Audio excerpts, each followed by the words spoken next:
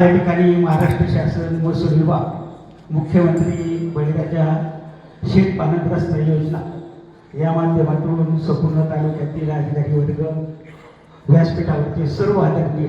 अधिकारी वर्ग यांना या ठिकाणी मी सांगू इच्छितो की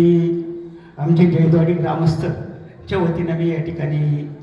आमची जी अडचण आहे ती या ठिकाणी मांडणार आहे। या ठिकाणी जैदवाडी महामार्गापासून पुणे नाशिक महामार्गापासून ते जंजस्थळ मार्गे पानमाळा या ठिकाणी हा जो रोड आहे तो मुख्यमंत्री सडक योजनेतून त्या ठिकाणी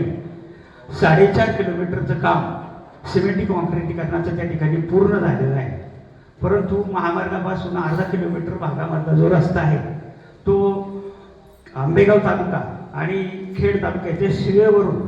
1972 साली त्या ठिकाणी रोजगार हमी योजनेतून तो रोड त्या ठिकाणी झालेला होता आणि त्यानंतर त्या ठिकाणी आताचे विद्यमान आमदार आदरणीय बाबाई शेठ काळे यांच्या माध्यमातून त्या ठिकाणी मुरमीकरण 2 वेळा झालं, त्यानंतर 2 वेळा डांबरीकरण पण त्या रोडवर झालेलं आहे। आमची फक्त ग्रामस्थांची एकच मागणी आहे की आता फक्त राहिलेला तो अर्धा किलोमीटरचा रस्ता आहे हा फक्त मोजणी अधिकाऱ्यांनी त्या ठिकाणी गेल्यानंतर आपला भाग त्या ठिकाणी जातो आणि आंबेगावची मोजणी केल्यानंतर त्या ठिकाणी ओव्हरलॅप होतो। तर याच्यातून आमच्या ग्रामस्थांची एकच मागणी आहे की आता त्या अर्धा किलोमीटर राहिलेल्या रस्त्याची दुर्दैवी अवस्था त्या ठिकाणी आहे। खूप मोठे असे खड्डे त्या ठिकाणी पडलेले,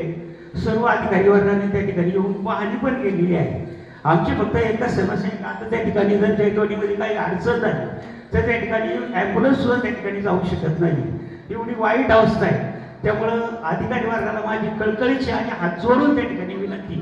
की आमचा हा मार्ग त्या ठिकाणी मार्ग काढावा आणि त्या रस्त्याची आपण अत्यंत तातडीने दखल घेऊन तो राहिलेला उर्वरित मार्ग त्या ठिकाणी पूर्ण करावा, एवढीच ग्रामस्थांच्या वतीने मी या ठिकाणी मागणी करतो आणि याच ठिकाणी तो रामकृष्ण आहे।